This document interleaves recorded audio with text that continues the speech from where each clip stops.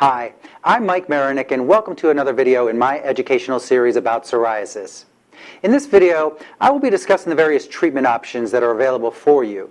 I'll tell you about topical treatments you can buy at your local pharmacies, and I'll also cover prescription drugs as well as photolight therapy and systemic treatments. My goal with this video is to educate you about your options so that you can begin to decide which one is right for you. The first topic that we're going to cover is topical treatments. Now, topical treatments can range from over-the-counter products to prescription drugs. They are typically designed to help the body naturally exfoliate the dead cells more rapidly. Good products will also help to reduce the production of excessive cells. They should also treat the symptoms of dryness, redness, and irritation that's associated with psoriasis. When used alone, topical products that you apply to your skin can effectively treat mild to moderate psoriasis. Although more severe cases of the disease may require the combination of topical products along with maybe oral medications or light therapy. When we talk about over-the-counter topical products, you're usually going to find three active ingredients: salicylic acid, tar, and zinc. We're going to start by talking about salicylic acid. Now, the word acid is often thought to mean harsh or burning. However, salicylic acid is one of the most common ingredients found in anti-aging and over-the-counter treatment products that are on the market today. Used at the right level, sal acid can be a very effective topical product or topical ingredient. Its main purpose is to help the skin naturally exfoliate dead cells more rapidly. When used correctly, it has very little drying effect on the skin. Sal acid is known as a beta-hydroxy acid, which are often found being used in spas and very high-end anti-aging products because it helps the skin remove skin cells more rapidly but in a gentle way.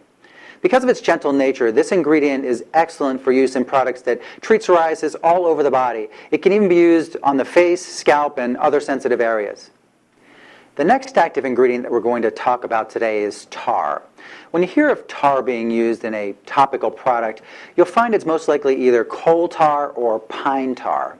Coal tar is a thick black byproduct of manufactured petroleum products and coal. Coal tar is probably the oldest known treatment for psoriasis. Tar can be used in creams and lotions, but it's most often found in body washes or shampoos and other bath products. Although it does have some ability to reduce the scaling, it's mainly used to control the itching and irritation that's associated with psoriasis. The main downside to tar ingredients is often the smell. Although it's possible today to mask the smell with fragrances, most people who have tried tar products will tell you that it has a distinct, unpleasant odor. It's also quite messy and can stain your clothing or even your bedding.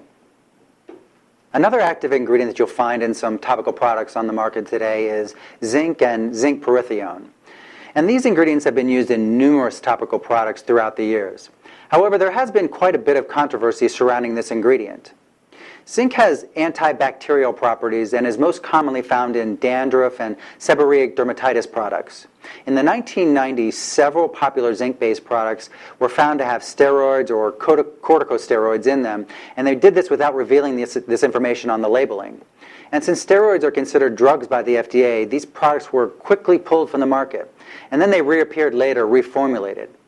In general, zinc appears to be safe for topical use, but its effectiveness is still questioned by many. When choosing a topical product, you also need to be concerned about the moisturizing properties that's associated with the cream or lotion that you choose. Moisturizing creams alone will do nothing to treat or heal the psoriasis. However, they can be very effective in reducing the itching and dryness that's associated with the disease. More effective topical products will contain an active ingredient along with rich moisturizing ingredients. The next treatment option that I'm going to discuss is prescription topicals. I'm simply going to list some of the most popular prescriptive products that you have to choose from.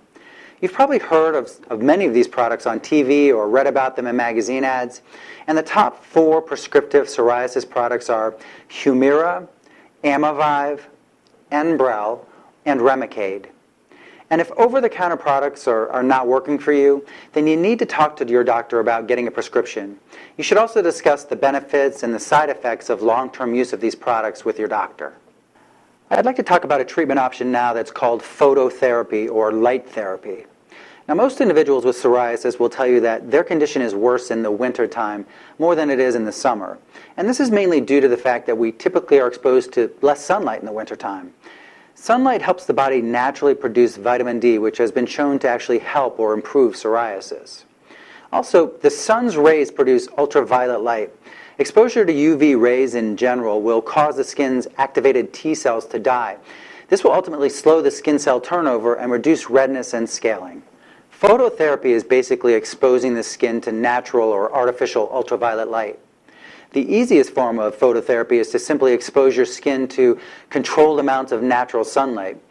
Artificial ultraviolet light therapy, it's usually done under doctor supervision, although there are some units that can be used in the home. Typically, UVA light by itself doesn't do much for psoriasis, and UVB is more effective.